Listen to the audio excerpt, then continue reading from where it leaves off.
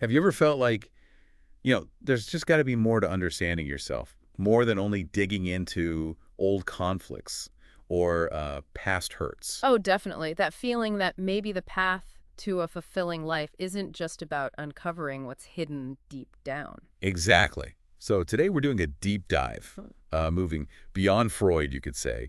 We're exploring some really powerful ideas from Alfred Adler, Carl Rogers, and Viktor Frankl. Yeah, these three are, well, they're pivotal figures. They really shifted the conversation, didn't they? Away from just inner turmoil towards things like growth, resilience, purpose. Right. And our mission here basically is to pull out the key insights from these thinkers. We're drawing on this foundational research brief. It synthesizes their original work and, common interpretations from humanistic and existential psychology. The aim is to see how their ideas offer practical paths for you listening towards, well, love, strength, meaning in your own life. It's important to remember Freud gave us a huge foundation, obviously. Invaluable stuff for understanding psychic complexity. Absolutely. But Adler, Rogers, Frankel, No. they built on it, sometimes take things in quite different directions, really emphasizing our choices, our drive towards well-being. And this isn't just theory, right? We want to unpack actionable stuff, things you can actually start thinking about, maybe even applying today. Sounds good. Where should we start? Adler. Yeah, let's start there. Alfred Adler and his vision of psychological wholeness. Okay, Adler. He brought in this really crucial social element, his big idea, that we humans have this fundamental drive, this need to overcome feelings of inferiority, to strive for significance. So it's like this core feeling of maybe not being quite good enough, and we're always trying to compensate or move beyond that. Pretty much, it's this basic human dynamic, this desire to matter, to have a place. And crucially, Adler looked at how we do this in relation to others. Right, not just inside our own heads. Mm. So less about internal battles, more about finding our place in the community. Exactly. And that ties into his concept of social interest. Gemeinschaftsgefühl, he called it. It's not just being nice, it's deeper, like a recognition that we're all interconnected. Okay, Gemeinschaftsgefühl. Yeah. A healthy person, for Adler, is oriented towards contributing to the group's well-being because our own flourishing is tied up with everyone else's. That makes intuitive sense. We do better when our community does better. Now, Adler had that quote, "Man knows much more than he understands." What was he getting at there? That's a fascinating one. It really points to his focus on behavior and goals. Like, we might not consciously grasp all our deep motives, but our actions, where we consistently put our energy, that reveals our underlying strivings. Looking at what we do tells you more than just analyzing feelings endlessly. So watch the actions, not just the inner monologue. Look at the direction we're heading. Precisely. And this connects to his idea of the courage to be imperfect. He saw how fear of failure, fear of judgment just paralyzes people. Oh, yeah. Big time. So real strength, for Adler, wasn't being flawless. It was accepting you're not perfect and moving forward anyway. Contributing, choosing your meaning. That's really liberating, isn't it? Permission to be human, basically. Yeah. How did this view translate to love for Adler? Was it different too? Very different from, say, Freud's view. Adler saw love less as dependency or just fulfilling urges and more as cooperation toward a shared life goal. Cooperation, so like a partnership. Exactly. Two people, mutual respect, shared goals, actively building something together. It's about contribution within the relationship. Okay, interesting. So for listeners, what are the practical takeaways from Adler? How can you start, using these ideas? Good question. First, maybe notice those feelings of inferiority when they pop up. Instead of dwelling, ask, how can I channel this energy into striving for something meaningful? What's one small step I can take? Right. Turn the feeling into fuel. Yeah. And second, think about that social interest. How can you actively cultivate more connection, contribute more? Even small things, helping a neighbor, joining a local group, it builds that sense of belonging for you and strengthens the community. Great. So acknowledge the feeling, then act outwardly. Connect. Okay, let's shift gears. Carl Rogers. Love, acceptance, authenticity. His whole approach felt, revolutionary. It really was client-centered therapy. Yeah. Radical idea back then. And it was built on this incredibly optimistic belief in our capacity for growth. And the cornerstone was unconditional positive regard. That's the one. Creating this space of complete non-judgmental acceptance for the person, just valuing them as they are. He had that amazing quote, didn't he? About acceptance leading to change. Yes. The curious paradox is that when I accept myself just as I am, then I can change. It's profound. He trusted that self-acceptance isn't stagnation, it's the foundation for real change. Wow. That really flips the script on self-improvement, doesn't it? So what did Rogers see as the key ingredients for this kind of growth, this flourishing? He talked about 3 core conditions. First is genuineness, or congruence. Basically, being real. Your inner feelings and thoughts match your outer expression. So, authenticity, not putting on a mask. Exactly. Being transparent, even vulnerable sometimes, not constantly projecting an image. Okay, genuineness. What's number 2? Second is empathy. And this is more than just understanding intellectually. It's really trying to feel with the other person, see the world from their viewpoint. Deep emotional attunement. Feeling with them. Yeah. Crucial for relationships, I guess, and maybe understanding ourselves better, too. Absolutely. And the third condition is that unconditional positive regard we mentioned, offering that non-judgmental acceptance, valuing the person inherently. Regardless of their choices or feelings. Right. It doesn't mean you approve of everything, but you accept the person. And crucially, Roger said we need this for ourselves, too. Self-compassion. That's a huge contrast to the Freudian model, which often emphasized inner conflict, didn't it? Rogers saw us as inherently growth-oriented. Totally. Much more optimistic view of human nature.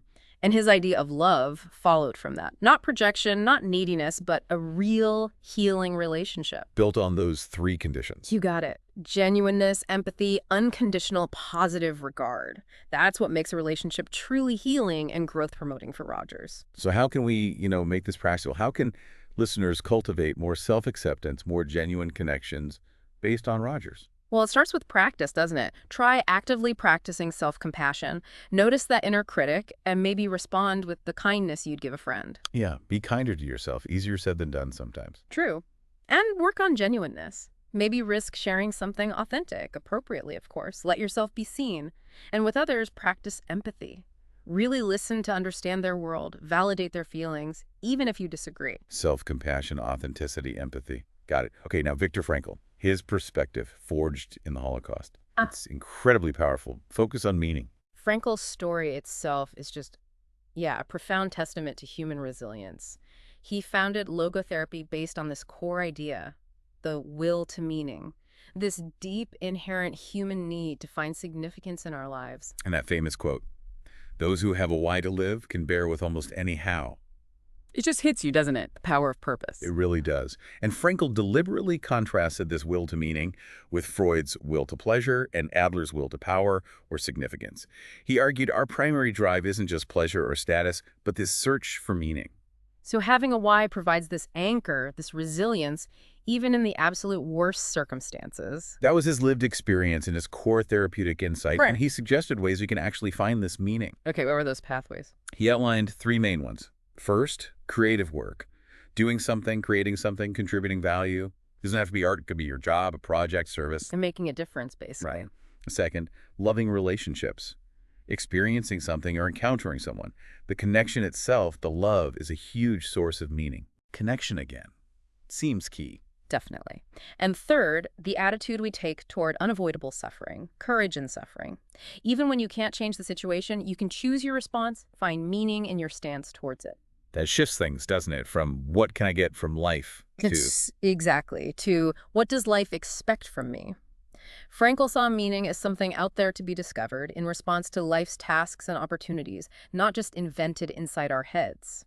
So, for listeners, how can they tap into this? How do you cultivate meaning, especially if times are tough? It's a very personal journey, of course, but you could start by reflecting what really matters to you. What are your core values? What kind of impact do you want to have? Looking inward first. And then looking outward. What are the current sources of meaning in your life, work, relationships, passions? How can you lean into those more? And when difficulties arise, which they will, ask, what can I learn here? How can I face this with courage? Meaning isn't about avoiding pain, but finding purpose through it. Wow. Okay. So we've looked at Adler, Rogers, Frankl individually. Let's try to weave these threads together now.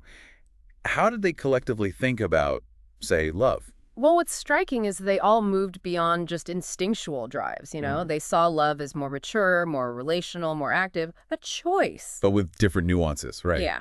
For Adler, remember, it was cooperation toward a shared life goal, active partnership, working together, like a couple building a life, facing challenges side by side. the partnership model. Rogers emphasized that unconditional acceptance and understanding, creating that safe space for the other person to be fully themselves. Think of that deep, non-judgmental acceptance you might see in the healthiest relationships. The acceptance model. And Frankl, he highlighted seeing the essence of the other person, their potential, even amidst suffering.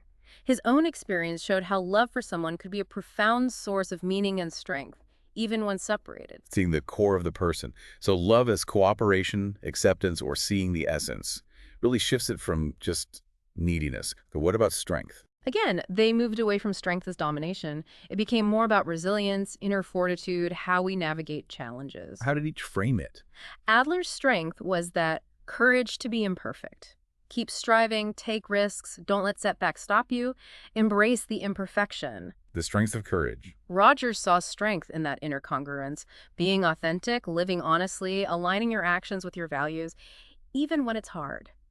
Presence. The strength of authenticity. And Frankl's strength was that ultimate freedom, choosing your attitude, finding meaning despite suffering, saying yes to life no matter what. The strength of choosing your response. So strength isn't about avoiding difficulty, but how you meet it. Okay, let's talk joy. Freud was a bit pessimistic about happiness, wasn't he? Yeah, he saw it as somewhat fleeting, tied to satisfying instincts, maybe limited capacity overall, but these three offered a more, well, expansive view.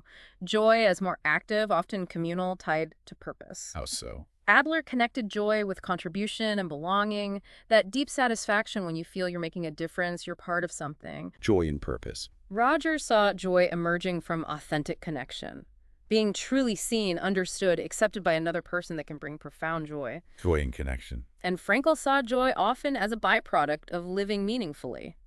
When you're engaged in purposeful activity, pursuing your why, joy can arise unexpectedly, even in tough times. Joy is a result of meaning.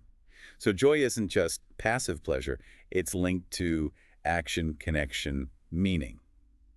Which brings us to meaning itself. This seems like the big convergence point. Absolutely. That search for and creation of meaning feels central to all three. They all stressed how vital it is to live a life that feels significant. How do they each approach it specifically? Adler saw meaning in setting goals and creatively striving towards them, especially within that social context. Life as an active project. Meaning in striving and goals. Rogers found meaning in the journey of self-actualization, becoming more fully yourself, aligning with your values, realizing potential. The process is meaningful. Meaning in becoming authentic. And Frankl, as we've said, saw meaning as something discovered out there. Through work, love, courage, life calls us to respond. And in that response, we find meaning. Meaning discovered through response. So, a life that matters. It's intentional, it's connected, it's courageous. Not necessarily easy, though. Not at all. It's about active participation, authentic connection, and having that inner strength to navigate the difficulties while pursuing what matters most to you. So wrapping up, Freud gave us the groundwork, the map of the inner depths, maybe. But Adler, Rogers, and Frankl gave us, well, compasses. Tools for actively navigating towards love, strength, meaning. That's a great way to put it. Adler stressed belonging and courageous striving. Rogers showed the power of acceptance, authenticity, real connection. And Frankl underscored that undeniable human need for meaning, even and especially in hardship. It feels like a much more life-affirming kind of psychology, doesn't it? Yeah. Focusing not just on fixing problems, but actively building on our potential for growth and connection. It really is. It's about moving beyond just coping, towards truly thriving. And these ideas feel very current, very aligned with what we now understand about overall well-being. Yeah. It makes me think of that Frankl quote again. What is to give light must endure burning. Powerful. It captures it, doesn't it? The meaningful life isn't necessarily comfortable. It involves challenges, the burning. But it's through facing that, finding purpose within it, that we generate the light. Exactly. It's not about avoiding the fire, but discovering what light you carry through the fire. That purpose, that connection, that authentic self.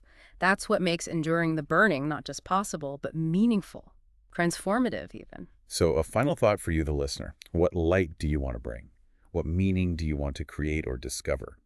And maybe consider, what burning are you willing to endure for it? The ideas from Adler, Rogers, and Frankl offer such a rich toolkit for exploring that very question, for finding your own path. Absolutely. We really encourage you to keep thinking about these ideas. Reflect on your own journey towards love, strength, and a life rich with meaning.